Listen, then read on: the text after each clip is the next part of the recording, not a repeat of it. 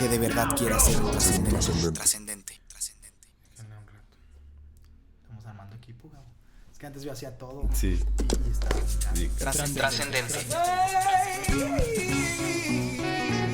Es un podcast donde conoceremos grandes historias.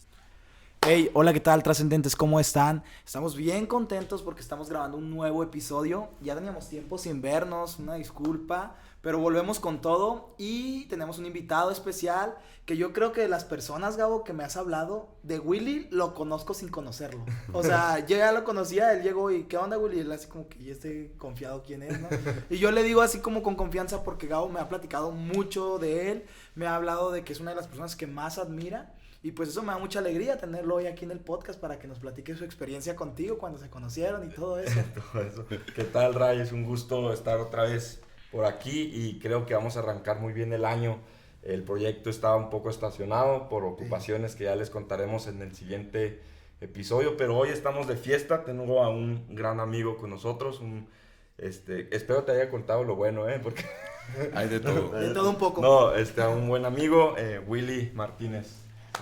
¿Qué tal? Qué gusto para mí poder compartir este espacio con ustedes. Gracias por la invitación y pues también por todos los que podamos llegar a través de este podcast. Me siento contento de estar en Chihuahua y me siento feliz de estar en Trascendente. Vienes para el segundo aniversario, bueno, no sé si para eso venga objetivamente, para el segundo aniversario de la iglesia de Gabo, que es Betania. Lo mencionamos porque pues estamos muy transparentes, Gabo tiene su iglesia, yo tengo la mía. Y viene a eso, y pues qué felicidad, ¿no? Porque es una de las personas que yo creo marcó tu vida. Sí, así es. Espero que yo también la de él positivamente.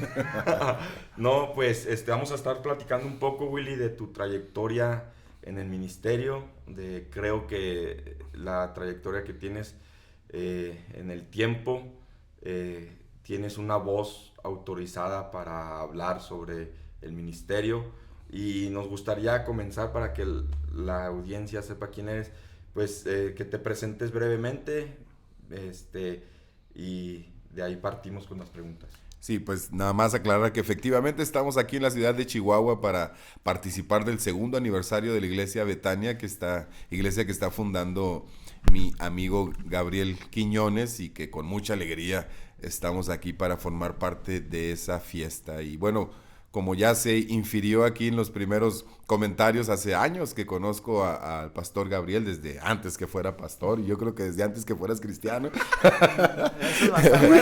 No vamos a entrar a detalles, pero literalmente vivió conmigo, conozco a su familia, no a toda, pero sí a hermanos, mamá, primos, porque es una familia muy extensa, y bueno, tenemos muchas aventuras juntos que no nos alcanzaría el tiempo para describir. Pero ¿quién soy yo? Willy Martínez, radico en la ciudad de San Luis Potosí.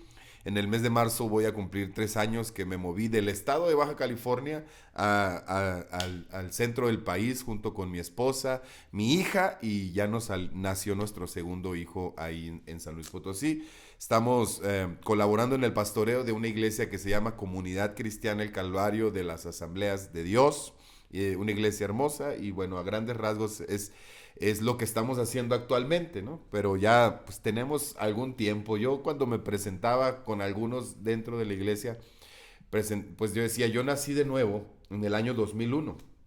Como quiera pensar en el año 2000, segundo milenio, todavía suena reciente, pero ya hacemos cuentas, ya pasaron que 22 años, 23 años, pues ya me hice viejo en este tema, ¿verdad? Salí del Instituto Bíblico en el año 2006 y desde entonces andamos dando lata. Entonces cuando digo que ya tengo más de 15 años de trayectoria en el ministerio, pues ya como que se oye como que es algo, ¿no? Pero igual yo me sigo considerando un aprendiz porque cada vez seguimos aprendiendo cosas nuevas. En ese tiempo he desarrollado el ministerio como maestro, como pastor de jóvenes, conferencista, en diferentes facetas. Sí. Claro, como todos los pastores, ¿no? Sí. Tenemos que hacer de todo. A veces a mí me ven ahí en la música, a veces atrás de pantallas, de donde sea, pero ahí estamos sirviendo.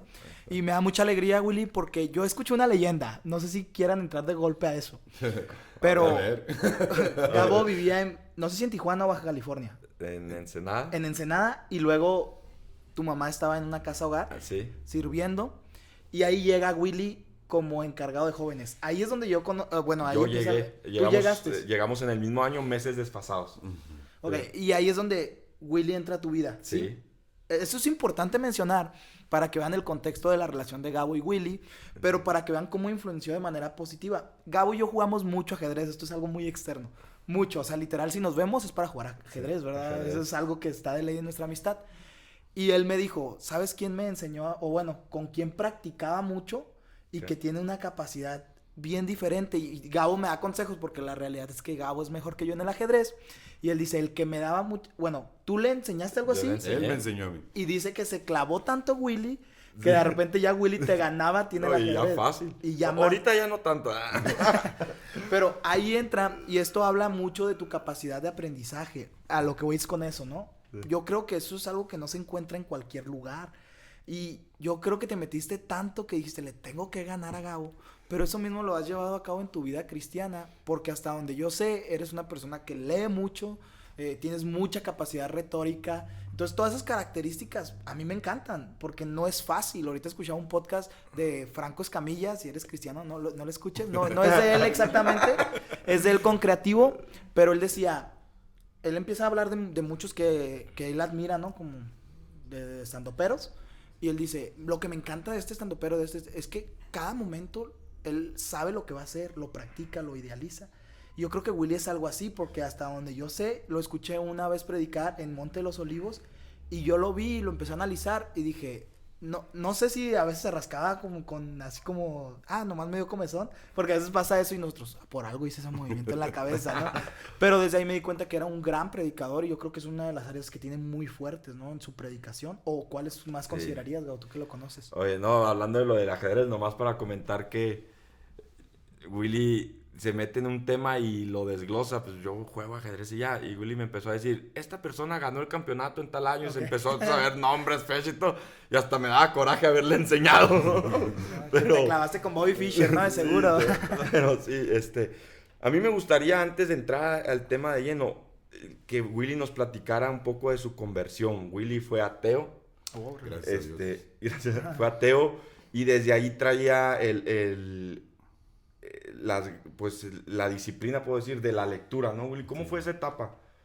Sí, bueno, por si ya no volvemos a este punto de la plática, quiero decir que Gabo era un excelente maestro de ajedrez. La verdad, todavía me acuerdo de algunos consejos que me daba, que hasta la fecha sigo aplicando. Uno es, no hagas un movimiento al aire. Si vas a hacer un movimiento, que sea para tratar de hacer el mayor daño posible. Y creo que es uno de los mejores consejos que he recibido en la vida aplicado en el ajedrez. No trato de hacer el mayor daño posible, pero digo, al enemigo, cada movimiento debe tener una razón de ser. Y mi personalidad tiende a ser obsesiva, entonces trato de cernir muy bien mis pasiones en las cosas que me apasionan, porque si algo me gusta, tengo que ir detrás de la huella, ¿sí? Como descubrí que me gustaba el ajedrez, no sabía que me gustaba hasta que me enseñó y lo disfruté, quise aprender más. En diferentes temas de la vida, ¿verdad? Y a veces incluso he tenido que renunciar a ciertas aficiones porque pues tengo el tiempo limitado, la energía limitada. Por ejemplo, me gustaba mucho el fútbol en una etapa de mi vida, sabía datos, estadísticas, campeonatos, todo eso. Dije, no puedo seguir acumulando conocimiento que no me va a, pues no me va a redituar en otra cosa, ¿no? Las artes marciales mixtas. Las artes marciales mixtas. No, bueno, pudiéramos ir. El atletismo, cuando empecé a correr, todo ese tipo de cosas. Descubrí una pasión y iba detrás de la huella. Pero el hábito de la lectura, en efecto, sí lo tengo desde antes de mi conversión. Yo me convertí en el año 2001. La segunda vez que puse un pie en una iglesia cristiana, esa vez yo me convertí, aunque debo decir que por procesos de la vida, que no hay tiempo aquí de hablar de ellos, ya venía abierto a la noción de un poder superior, de la existencia de Dios. Me había movido del ateísmo al agnosticismo. Al agnosticismo, ¿sí? Y bueno, algo sucedió en esa primera reunión que fue a lo mejor el empujoncito que necesitaba para ya mi conversión. Pero sí, desde mi adolescencia temprana y mi juventud temprana, empecé a congeniar y luego a militar un poco en el ateísmo. Ahora entiendo que hay diferentes clases de ateísmos teóricos, algunos por cuestiones de la vida, que la vida misma te plantea la dificultad de la existencia de un Dios bueno cuando has atravesado por tantas situaciones. Lo mío era una mezcla de las dos. Había vivido una infancia difícil, de tal forma que en mi adolescencia me empecé a cuestionar esta idea, ¿no? De la existencia de un Dios bueno y cuidador y todo eso. De tal manera que pronto me topé, no sé cómo, con lecturas de Friedrich Nietzsche u otros ateos famosos que me empezaron a adoctrinar a través de sus lecturas, ¿verdad? Esa no creencia se apoderó de mí en mis 15, 16, 17, acumulado con malas amistades y malas prácticas, pues estuvieron a punto de desbarrancar mi vida. Fue entonces cuando llegó pues la apertura al evangelio y toda la conversión, ¿no? Yo a veces soy un poco renuente a contar todo mi testimonio, cómo llegué, pero tengo que ser transparente. Lo cuento cuando creo que puede abonar a algo. Yo realmente llegué a una iglesia cristiana persiguiendo a una chica, persiguiendo a una muchacha, una cristiana que me gustaba, me invitó al servicio de Navidad del año 2000, no se me olvida la fecha, me gustó el servicio, regresé en enero del 2001 y fue cuando pues me convertí, sí. Y nomás para sacarnos de dudas, ¿se logró con esa chica? No, nada que medio, ver. Por eso no lo cuento. No, nada que... Íbamos así, mira, íbamos en direcciones opuestas. Ella iba hacia afuera y yo iba hacia adentro. Okay. Sí. Oye. Pero sirvió porque me dejó. Se empujó. Me dejó ahí. Y fue en el 2001. ¿Y cómo fue este proceso del no creer a recibir un llamado de parte de Dios? Fue gradual. El no creer a la creencia fue gradual. No te puedo decir que fue de la noche a la mañana. Fue todo un proceso existencial. Y fue más existencial que teórico. O sea, no fue que me convencí leyendo los contraargumentos del cristianismo, porque eso lo descubrí hasta después. Fue la misma vida me empujó a aferrarme a la existencia de un poder superior que me pudiera sacar de la situación en la que me encontraba, pensamientos suicidas y cosas por el estilo. Pero ya una vez dentro de la iglesia cristiana vieron varias cosas que forman parte a lo mejor de la cultura normal y que a veces normalizamos tanto que perdemos el peso que tienen, que para mí me marcaron. Por ejemplo, en el servicio de Navidad que yo fui en el año 2000, había algo que reflejaban los rostros de las personas al momento de la adoración. Fíjate qué tan sencillo, que yo decía, no sé qué tenga esa gente, pero yo lo necesito. O sea, no sé qué esté experimentando esa gente, pero yo nunca he experimentado algo que me haga sentir como lo que ellos están reflejando. Entonces te vas abriendo. Realmente llegué sin muchas defensas, llegué rendido por la vida, vamos a decir así, y Dios se encargó de irme afirmando. Una experiencia que platico también a veces es esto. Yo recuerdo que en uno de los primeros servicios que fui en el año 2000, a lo mejor en ambientes pentecostales va a sonar como más normal, en ambientes no pentecostales pues a lo mejor suena un poco extraño, ¿verdad? Pero la administración a través de palabra de ciencia, ese tipo de cosas. Yo me acuerdo que hubo una vez un llamado al altar, muy específico, 3 personas. Había uno que era un loquito en la ciudad, de esos que se ponían a bailar en una tienda donde ponían música. Había otro que era famoso porque se endemoniaba en todas las iglesias que iba, que llamó el pastor para ministrar y me llamó a mí también. O sea, esa vez nomás quiso ministrar a 3. Y les digo, para que vean el nivel que les andaba manejando cuando llegué, ¿no? Entre el loquito y el endemoniado. Ahí estaba yo. Pero no recuerdo obviamente lo que le dijo a él ni a aquel. Nada más recuerdo que cuando oró por mí, empezó a desnudar mi vida como si me conociera. Y yo pensé, esta muchacha ya le fue a dar el chisme, ¿no? Es lo que estaba pensando, ya le fue a hablar de mí. Pero luego dije, pero estas cosas yo no las he platicado ni siquiera con ella. O sea, fue algo que trabajó mucho en mi convicción. Dije, esto es algo serio, esto es algo real, ¿me explico? Me afirmé. En ese mismo año me acuerdo que hubo un campamento de jóvenes. No recuerdo el nombre del predicador, pero fue un predicador invitado. Fui a mi primer campamento de jóvenes de ahí de la iglesia en donde me convertí y ahí Dios trató fuertemente con mi llamado. El último día de ese campamento ya fue un servicio general de domingo, nuevamente en el altar. El altar para mí ha sido muy trascendente, ¿no? El hermano está orando por todo el mundo, yo estoy ahí esperando que oren por mí. Me da una palabra muy sencilla: Dios quiere usar la vida de este muchacho. Yo no crecí en una iglesia cristiana, no tengo familia cristiana, fui el primer converso de mi familia, de manera que el lenguaje y la cultura evangélica en ese momento de mi vida me era muy ajeno. Entonces, el que me dijeran, Dios te quiere usar, realmente no me timbraba nada en especial. Regresé a mi lugar, y cuando regresé a mi lugar, mucha gente de la que ya me conocía, como que sentían que algo padre había pasado en mi vida. Oye, qué buena palabra recibiste, qué tremendo lo que Dios quiere hacer con tu vida. Y yo dije, es chido entonces lo que me acaban de decir. Está bien. Entonces, esa es, si me tengo que regresar en el tiempo, la primera pista en la que yo sospeché que Dios quería hacer algo a través de mi vida. Ya lo demás fue ir confirmando, de tal manera que a los menos de 3 años, perdón, de haberme convertido, pues ya estaba firmando mi solicitud para ir al seminario. ¿En qué año entraste al seminario? En el año 2003. Se fue muy Sí. corto el tiempo de tu conversión a entender que Dios quería algo contigo. Sí, fue. Fíjate que eso es muy interesante porque, bueno, no está en la Biblia, pero yo pienso que hay ciertos tipos de llamados que son muy claros, en los cuales no puedes decir, no, es que a lo mejor el predicador vio mi Facebook o así, o sea, es directamente Dios contigo a través de la vida de una persona. Y yo creo que eso fue lo que te sucedió, ¿no? Sí, fue algo que yo fui entendiendo después, digo, eran cosas que no entendía. Jesús le dijo una vez a sus discípulos, lo que yo les hablo no lo entienden ustedes ahorita, pero lo entenderán después, ¿no? Entonces ha sido mi historia en muchos sentidos. Cuando volteo en retrospectiva, dije, aquí fue el momento en que Dios me enganchó, y fue el momento en que Dios me fue dirigiendo. Ese mismo año, por ejemplo, yo me quería bautizar en agua, porque en la Semana Santa del 2001 iba a haber bautismos en agua en mi iglesia, me quise alistar, pero me pararon el ímpetu, ¿no? Me dijeron, no, tú tienes que ser discipulado. Me mandaron a las clases básicas, me bauticé hasta el año siguiente, 2002. Y en ese año también fue un año de mucho trato. Procuré involucrarme en todo lo que me pude involucrar, seguía los de evangelismo, andaba ahí tratando de ayudarle a los maestros en todo. Fue una conversión, no digo radical, pero no me metí a jugar a la iglesia, pues, o sea, fue algo como que le voy a dar una oportunidad. Ahora entiendo que es Dios quien me dio la oportunidad a mí, pero yo lo miraba así como, le voy a dar una oportunidad a Dios y se la voy a dar sin reservas, ¿sí? Y bueno, hasta el momento no me he arrepentido de eso. Willy, y por ejemplo, platicas que eres el primer converso de tu familia. Sí. ¿Qué sucede después de eso? ¿Te conviertes y tu familia dice, este loco, qué le pasó o qué?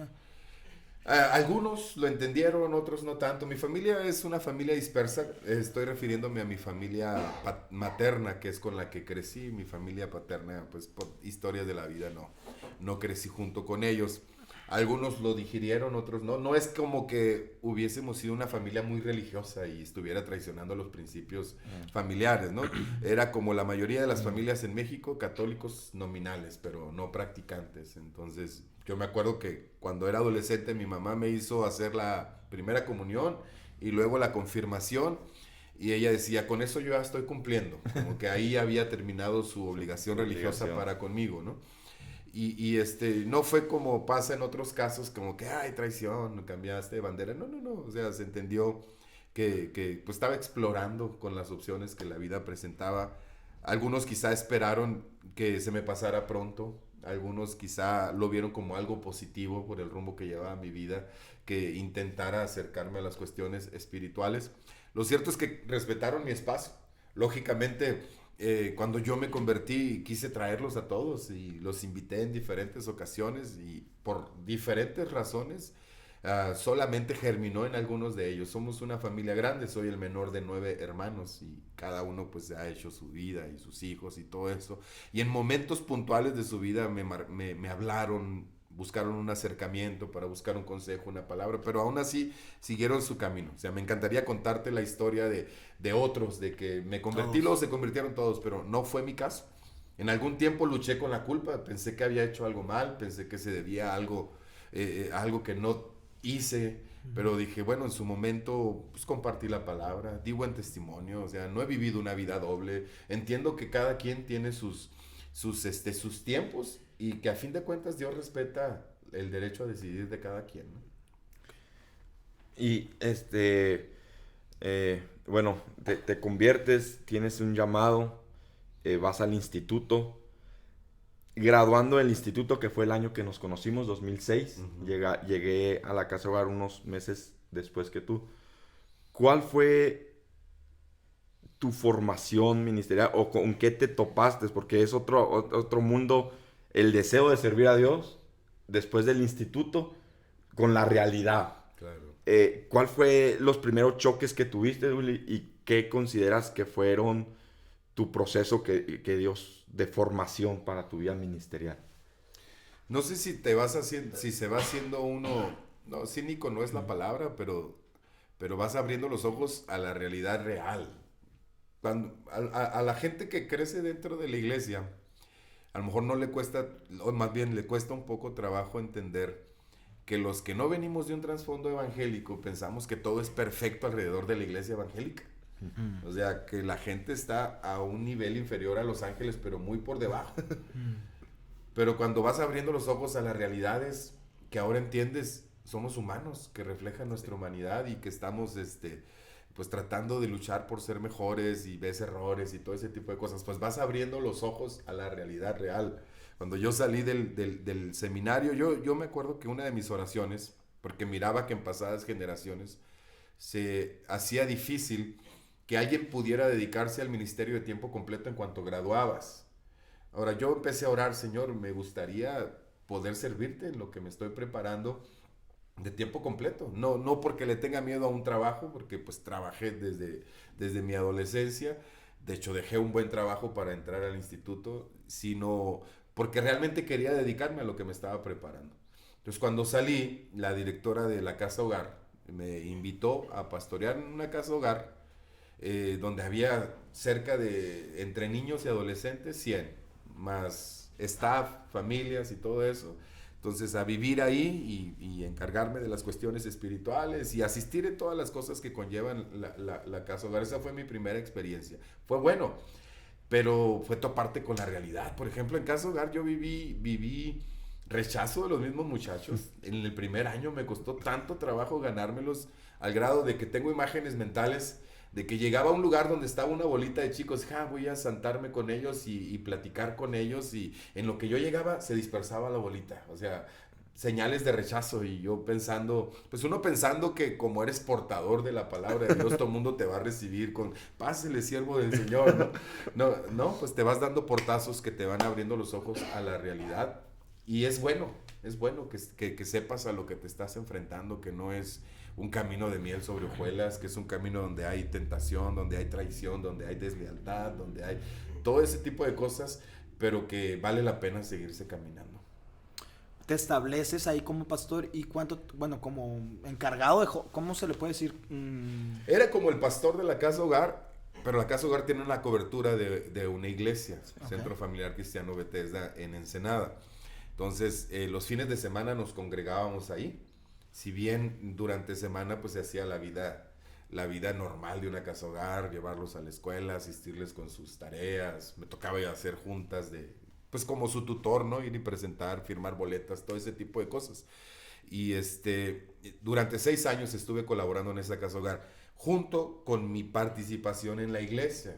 Al siguiente año, 2007, ya me invitan a formar parte del liderazgo formal de la iglesia, entro al rol de predicadores. En el 2007 también empiezo a dar clases de instituto bíblico y ya al final pues ya estaba encargado de la escuela bíblica que teníamos ahí. Pero ahí ya se empezaron a abrir más oportunidades, de tal forma que pude pues dedicarme de tiempo completo al ministerio, básicamente desde que gradué. Al mismo tiempo, 2007, 2008, empiezan a llegar las primeras invitaciones locales a predicar. Bueno, en el 2007 fue la primera vez que alguien pagó un avión para que yo fuera a predicar a un evento en Monterrey.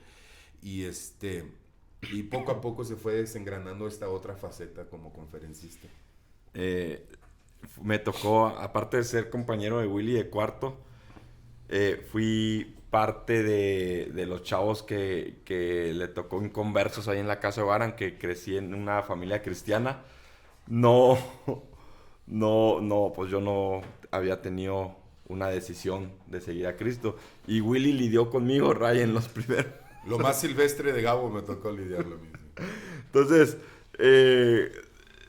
tuvimos una buena amistad, pero dentro de lo que ahorita que dices que se abrió la etapa de predicador, me acuerdo mucho cuando yo comencé a acompañarte a algunos viajes. ¿Te acuerdas?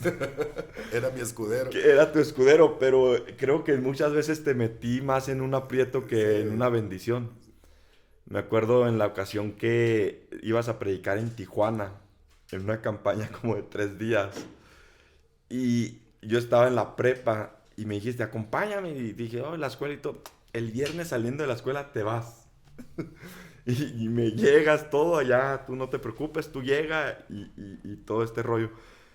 Me acuerdo que yo me lancé sin dinero. Me fui hasta de ray con unos misioneros que estaban ahí en la casa hogar. Aproveché que iban para Tijuana. Y yo dije, pues Willy me dijo que fuera. Ok. Listé mis cosas. Y me fui. Y llegué a Tijuana, me dicen los misioneros, llegamos hasta aquí, ya tú de aquí te vas. Me dejaron en una zona. Yo no traía ni dinero ni cómo hablarle a Willy para decirle, ya llegué, traía su número en una tarjeta anotada. Y me acuerdo que los americanos me dicen, para que te compres algo. Y me dan como, no sé si $5 o $10. Y busco unas casetas telefónicas, no sé si ahorita no sé si alguien las conozca, pero que te cobraban por minuto que gastabas. Y le llamo a Willy y le digo, oye, ya llegué. Ok, ¿dónde estás? No sé, le digo, estoy en una caseta y busca una calle. ¿Y cómo la vas a hacer? No sé, pues tú dime a dónde me voy o qué hago. Bueno, vete a una plaza Monarca, por ahí puedo pasar a tal hora y de ahí nos vamos al evento. Ok. Colgué, pagué, me quedó justo para el taxi de ahí a la plaza Monarca. Para no hacerte cuento largo, Willy, en esa ocasión, pues la iglesia no fue tan considerada. No le pagaron las comidas, no le dieron una ofrenda. No solamente Willy tuvo que pagar sus viáticos, mis viáticos. Y yo le dije, no, disculpa. No, pues ya no te agüites, yo te dije que te vinieras, pero yo veía la cara de Willy de agüitado. ¿Pagaste doble? Le pagué doble por andar con escudero, ya sé. Pero así me tocó acompañarlo varias veces. Wow.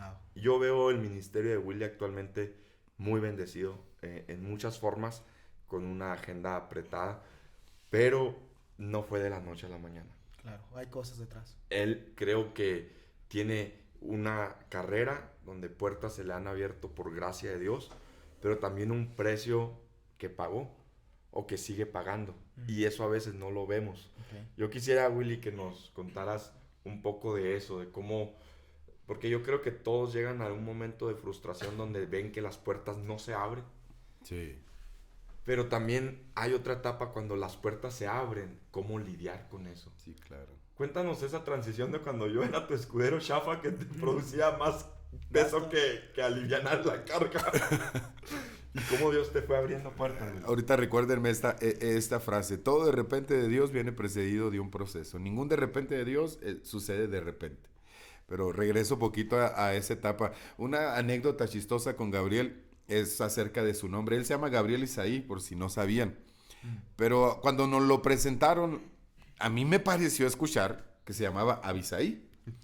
Vivió conmigo literalmente en el departamento y durante una semana yo siempre le decía Abisaí. Y él me hacía caso, él me obedecía, Abisaí esto, Abisaí el otro, y durante una semana él fue Abisaí hasta que se sinceró conmigo para decirme que su nombre no era Abisaí. Pero llegaste tú y me hablaste. ¿Por qué no me habías dicho que no te llamas Abisaí? Y yo, ¿por qué? Pues me están diciendo que Gabriel, y yo decía, ¿cuál Gabo? ¿De qué Gabo me habla? Yo te veía muy contento diciéndome Abisaí para no matarte la cura. Para que veas el grado de escudero que era, estaba dispuesto a que le cambiaras el nombre. A que le cambiara el nombre. Pero sí, me acompañaste en varias ocasiones, sobre todo ahí en Baja California, y pues fueron los inicios, sí, cuando recuerdo. Yo no lo veo tanto como un precio a pagar, sino como experiencia que vas adquiriendo, ¿no? Experiencia que vas adquiriendo, pero es verdad que son experiencias que te forjan, que te ponen los pies sobre la tierra, porque a veces las expectativas cuando uno va empezando no son reales. En el 2007, yo te decía, se me abrió la puerta para que yo fuera a predicar a una iglesia muy reconocida en Monterrey. Y muchos decían, no, hombre, empezaste por la puerta grande. Y pensaba, si esto es como voy empezando, pues olvídate, ¿no? O sea, de aquí al estrellato.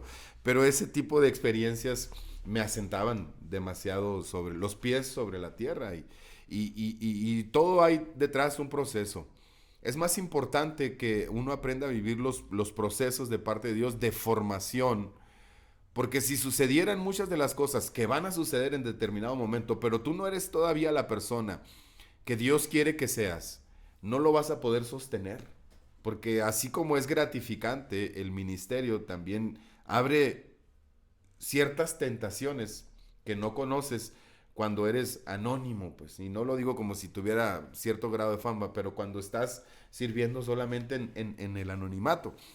Hay ciertas tentaciones que van desde la fama hasta el dinero, el reconocimiento, ese tipo de cosas que si no estás preparado mental o espiritualmente para trabajar con ellas, te van a poner tropiezo, te vas a tropezar y vas a terminar por querer correr tropezándote y abortando incluso cosas que Dios quería hacer en tu vida. Yo he visto a muchos que han querido correr antes de aprender a caminar y en el camino se han tropezado y les ha costado mucho trabajo, si es que lo han logrado, volverse a levantar. Entonces a veces uno le gana la ansiedad, piensas que ya estás listo, piensas que el mundo te está esperando. No, el mundo no te está esperando. O sea, lo primero que uno tiene que hacer es abandonar una mentalidad mesiánica. El papel del Salvador del mundo ya está muy bien ocupado. Ese lugar lo ocupa Jesús y nada más. Pues de ahí en fuera todo es gracia. Las oportunidades de servir, de predicar la palabra es nada más que gracia y uno tiene que verlo así y valorarlo así, ¿verdad? Porque cuando crees que eres tú la próxima figura o la próxima estrella o el próximo que trae la revelación para cambiar la historia de la iglesia, ahí ya se empiezan a torcer las intenciones, se empiezan a pervertir las verdaderas razones por las que estamos en esto. Entonces, recomendaciones hay muchas, sobre todo que aprendas a vivir tu proceso, a ir a los ritmos que Dios te quiere llevar, a no forzar las cosas, ¿sí? Quizá por la formación pastoral que yo recibí, aprendí a esperar a que se me abrieran las puertas, aunque muchas ocasiones tuve la tentación de tocar yo las puertas. O sea, yo no critico a quien lo haga, simplemente por la forma en que a mí me enseñaron que tenía que esperar a que se abrieran las puertas. Y hay puertas que parecía que nunca se iban a abrir. Pero ahora cuando veo en retrospectiva digo, o sea, no cabe duda que fue Dios, no cabe duda que fue Dios, no cabe duda que fue Dios. Y hay puertas que los hombres cierran, o abren, mejor dicho, que los mismos hombres te pueden cerrar, pero las puertas que Dios te abre, nadie te las puede cerrar. Lo mismo las puertas que Dios cierra, nadie te las puede abrir. Entonces hay que aprender a caminar en ritmos, es muy importante eso, y que entendamos esto, que Dios está más interesado en nuestro carácter que en lo que podamos hacer nosotros por su obra. Me encanta la historia de Juan el Bautista, yo creo que es uno de mis personajes favoritos. En el Evangelio de Lucas, en el capítulo 1, versículo 80, dice que el niño crecía y se fortalecía en espíritu y estuvo en lugares anónimos hasta que llegó el día de su manifestación. Ahí hay todo un proceso descrito en ese pasaje. Crecía y se fortalecía en espíritu, en lugares desiertos, apartados, ¿sí? Porque iba a llegar el día en que saliera del anonimato, porque iba a llegar el día en que iba a presentar el mensaje. Pero cuando llegara ese día, Juan no iba a llegar vacío, pues. ¿Por qué? Porque estuvo creciendo y fortaleciéndose. Entonces hay muchos que están en la ansiedad de decir, ya quiero que me conozcan, quiero que me inviten, quiero viajar, quiero volar y todo eso, pero el día que pase eso, ¿qué? ¿Tienes algo de parte de Dios que decir? O sea, llegado el momento, ¿estás listo para pararte y decir, así dice el Señor? Si no, entonces tienes que seguir pasando el proceso. Procesos de formación son importantes para poder sostener los momentos puntuales en los que Dios quiere promoverte. Wow. Oye, y luego pasa al revés, bueno, un poquito, uno está desesperado por salir y empieza a ver cosas de que, unas salidas y todo. En mi caso, nunca he sido un predicador que despegó en el área de evangelismo o de andar itinerante, pero tuve un chispazo ahí local y todo. Y después hubo un momento de enfocarme más a un ministerio que nunca pensé que iba a estar, que es en la Casa Hogar. Después de que estuve en la Casa Hogar y de repente llega una que otra invitación, siento tanto nervio de decir, no sé si yo tengo algo que decirle a la iglesia. Y como que de repente, ya que estoy metido en la invitación y todo, digo, ay Dios, no sé ni por qué acepté, no sé si yo soy el correcto. Entonces, no todo es como lo vemos de lejos o en el Instagram o en las redes sociales. No todo es así. Porque cuando no se han abierto las puertas, estás con eso. Pero cuando se abren, también tienes otros temores. Y más el cumplir el propósito de Dios, pienso yo. Entonces, Una de las publicaciones clásicas de los predicadores cuando vamos a un evento y nos toman foto y salimos bien, haciendo lo que más disfruto. Pero la verdad es que no siempre se disfruta. La verdad es que hay mucho sufrimiento detrás de eso. Claro, no es un martirio, tampoco lo quiero poner como pero es eso, ¿no? Es entrar en la seguridad de realmente tengo algo que decir y sí. Y pues debe de serlo, porque no deberíamos de plantarnos con tanta soltura sin estar seguros que estamos cumpliendo una misión de parte de Dios y que es Dios el que nos está facilitando la oportunidad de estar ahí. Siempre tenemos que valorarlo, pero la verdad es que hay muchas luchas con las que uno enfrenta, dejar cosas atrás. Yo empecé siendo soltero en la predicación, entonces para mí era mucho más sencillo ir y venir y aceptar invitaciones, pero una vez que me casé ya tengo prioridades mayores que las ministeriales, y ni se diga cuando nacieron mis hijos. Entonces ahora hay que alternar entre la familia y el cumplimiento de un llamado, porque a fin de cuentas sigue siendo un llamado que no puedo dejar en la congeladora, pero entendiendo siempre que mi prioridad primera es mi familia, ¿no? Entonces, mientras tenga bien atendida a mi esposa, a mis hijos y a mi iglesia local, porque esa es otra prioridad muy importante, pues procuro darle seguimiento a este llamado de parte de Dios, ¿no? Entonces ya no me puedo dar el lujo de aceptar todas las invitaciones como antes hacía. Trato de ser más selectivo, muy agradecido con todas las personas, con Gabriel, que me extienden la oportunidad para hablar en sus eventos o lo que sea, pero pues las prioridades se trastocan, ¿no? ¿Cómo negocias con eso? Con tu familia, con el ministerio, con las predicaciones. Dices no, eso es claro, pero ¿cómo afecta eso en tu cuestión emocional? ¿Cómo le dices? Es que yo... Me gusta que me inviten, pero no puedo. Pero no puedo tanto. Pues no es que no doy tantas explicaciones. Realmente mi método actual es tomar solamente una invitación al mes. Una invitación al mes. Procuro estar 3 semanas en mi iglesia y darme una semana para salir. Es algo que ya he negociado con mi esposa y con anticipación pues lo hacemos. 12 entonces al año, más o menos. Sí, 12 al año, efectivamente. A veces poquito más o a veces poquito menos, dependiendo, hay algunas alteraciones.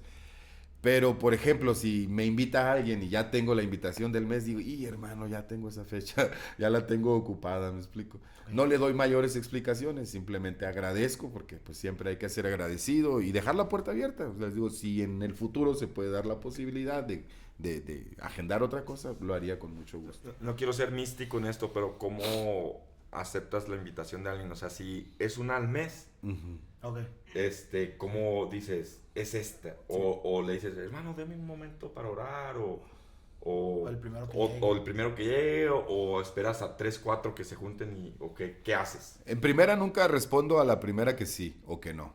Siempre es, déjeme checar. Y al día siguiente ya le doy una respuesta. ¿Qué hago en el lapso? Pues oro, obviamente. Lo primero que hago es oro, es tú, Señor.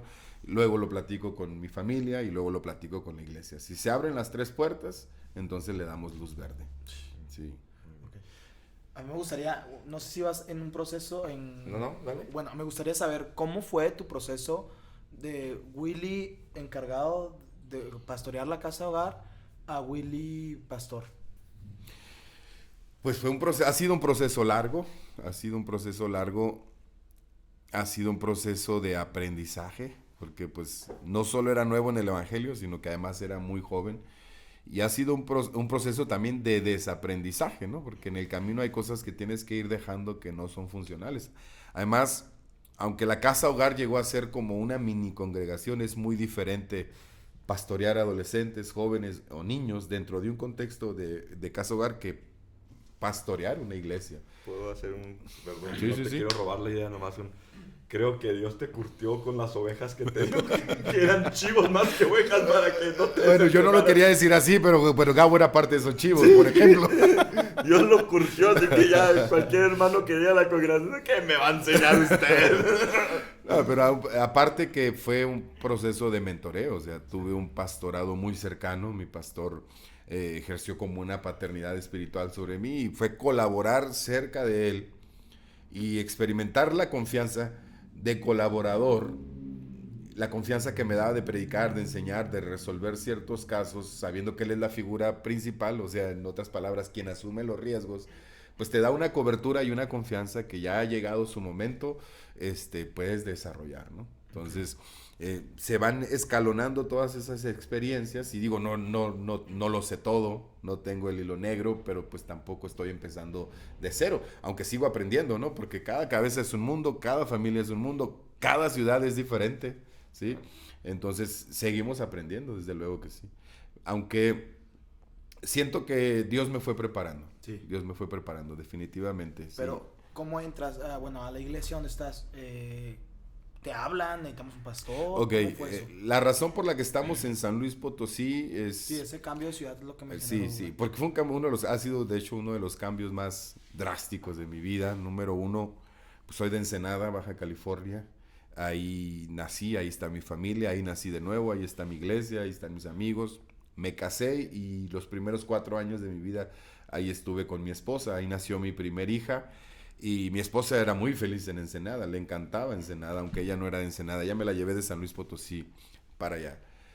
Pero se atraviesa la pandemia 2020 y mi suegro, que era pastor en San Luis Potosí, fue una de las primeras víctimas del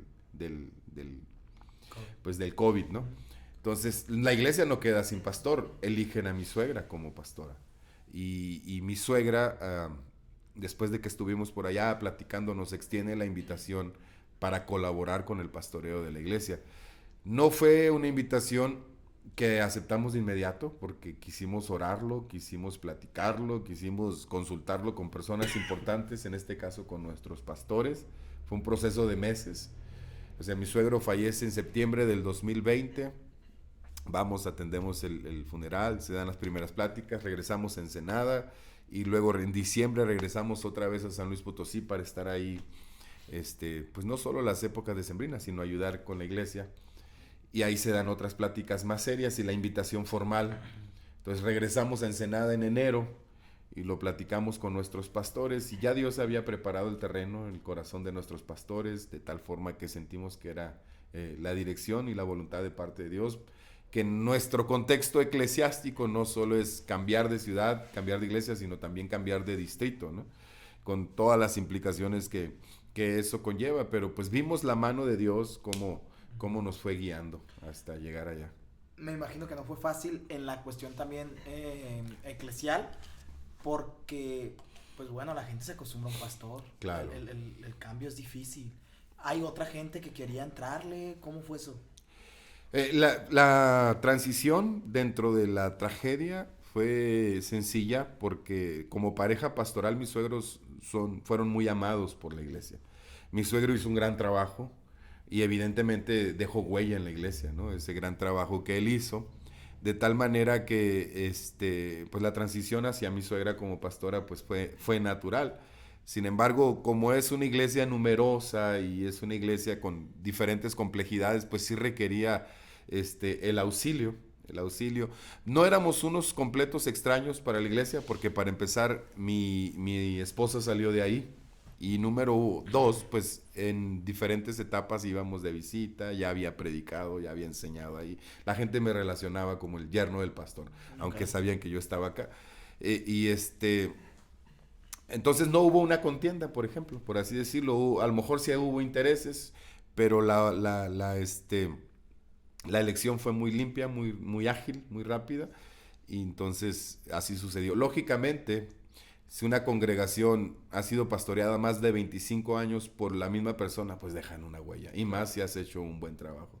Lógicamente, hasta el día de hoy hay personas que le extrañan, ¿no? Entonces yo tenía todo eso en mente, en claro, sabiendo no voy a ocupar el lugar de nadie. O sea, yo soy yo, no voy a ser la versión 2.0 de nadie más. Y esperar con paciencia que poco a poco a las familias de la iglesia les fuera cayendo ese 20, porque a fin de cuentas es un luto eclesial el que tienen que vivir y cada persona vive el proceso de duelo, de luto de manera diferente, ¿sí? Y hasta la fecha todavía se está resintiendo.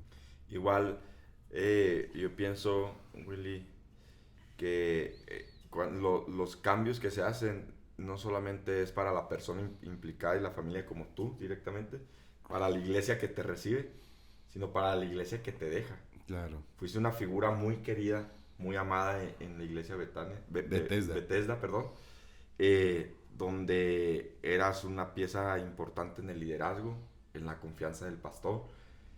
Y creo que también la iglesia vivió un luto en dejarte ir. Pero cuando Dios tiene un propósito, las piezas se van acomodando. O sea, la iglesia tú has vuelto y te ven con admiración y todo. Ya no con el deseo de que estés ahí porque te ven avanzar.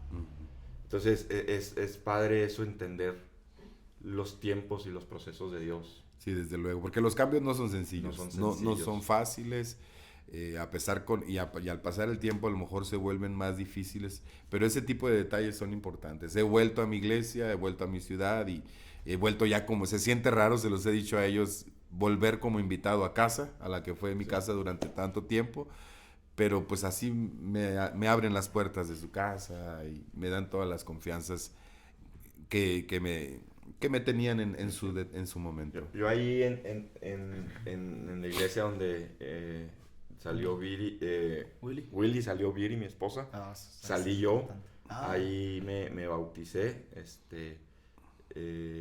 fue donde empecé a servir por primera vez y todo, y tengo relación con algunas personas de ahí, mis suegros están ahí congregándose, y he escuchado como que dicen, no, sí se extraña que Willy nos predique, no, sí se extraña, dejó huella, pues, ¿cuántos años colaboraste ahí, Willy? De tiempo completo, de 2007 hasta 2021, ¿cuántos años serían? 14, 3, 10, 14. 14 de tiempo años, completo, sí. Wow. Entonces, fue una huella importante y creo que tu vida, Willy, ha sido un reto. Has retado, más bien que en tu vida, has retado a otras personas, ver tu disciplina, ver tu constancia, y yo creo que has afectado a mucha gente positivamente. Yo puedo decir que yo fui afectado directamente por ti, porque lidiamos, yo creo que más que al principio pastorearme, pues fui tu compañero de cuarto, fuimos amigos, y obviamente siempre he respetado el manto que Dios puso sobre ti y te admiro mucho, pero creo que sin darnos cuenta, directamente tú quizás no te has dado cuenta, pero yo donde escucho tu nombre, escucho buenas cosas. Wow. Escucho buenas cosas, y eso yo creo que se logra con constancia. Yo quiero, para ir cerrando, Willy, ¿qué es lo que tú puedes recomendar para que un ministerio trascienda y de una manera limpia? Yo, sinceramente, no porque estés aquí, siempre he escuchado buenas cosas de ti. No he escuchado a alguien donde has estado predicando y se haya quedado con un mal sabor de boca, y no solamente a alguien que te haya abierto la puerta de su casa, o sea, su amistad. No he escuchado algo. ¿Cómo logras eso? ¿Cómo logras después de 27 años de convertido? No, 22 años de convertido y en el ministerio 17. ¿Cómo logras? ¿Cuántos de casados, perdón? De casados 7. Que es importante mencionarlo, También, porque 7. pues, muchos son buenos pastores en el ministerio, pero sus problemas Matrimoniales. Sí. ¿Cómo logras eso, trascender en el ministerio? Híjole, pues más que escuchando te digo que gracias a Dios por eso, ¿no? Obviamente ninguna carrera es perfecta, ¿no? Tengo mis bemoles como todo mundo y he tenido mis errores, pero ha sido más la gracia, como dice Pablo, ha sido mucho más la gracia de Dios. Ha sido completamente la gracia de Dios, desde luego.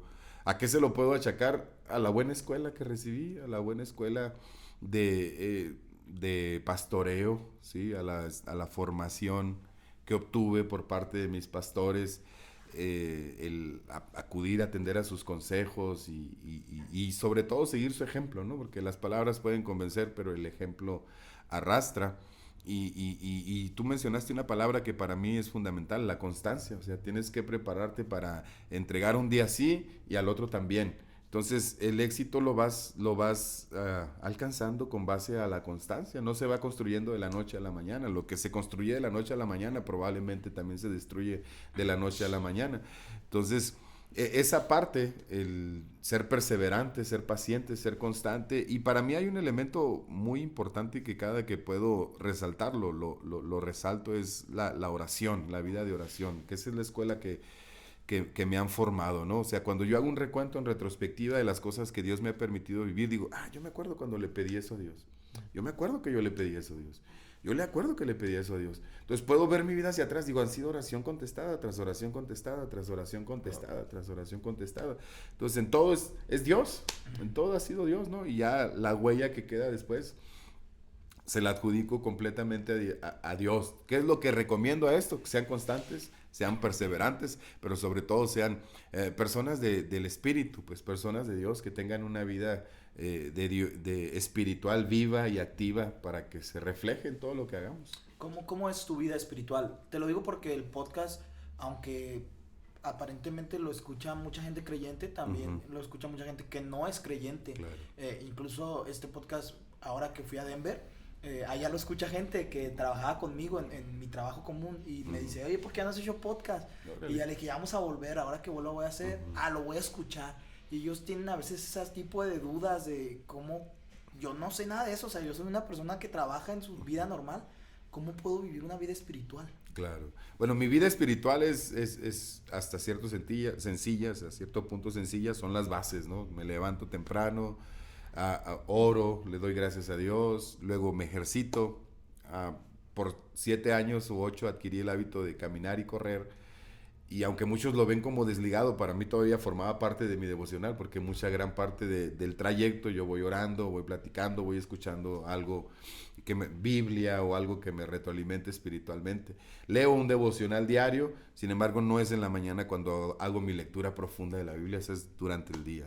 Sí, pero mi vida espiritual se puede encerrar en las bases de lo que enseña la espiritualidad cristiana. Es oración, es lectura de la palabra, practico el ayuno intermitente todos los días, o bueno, no todos los días, a lo mejor 5 días de la semana, y ya forma parte de la vida espiritual.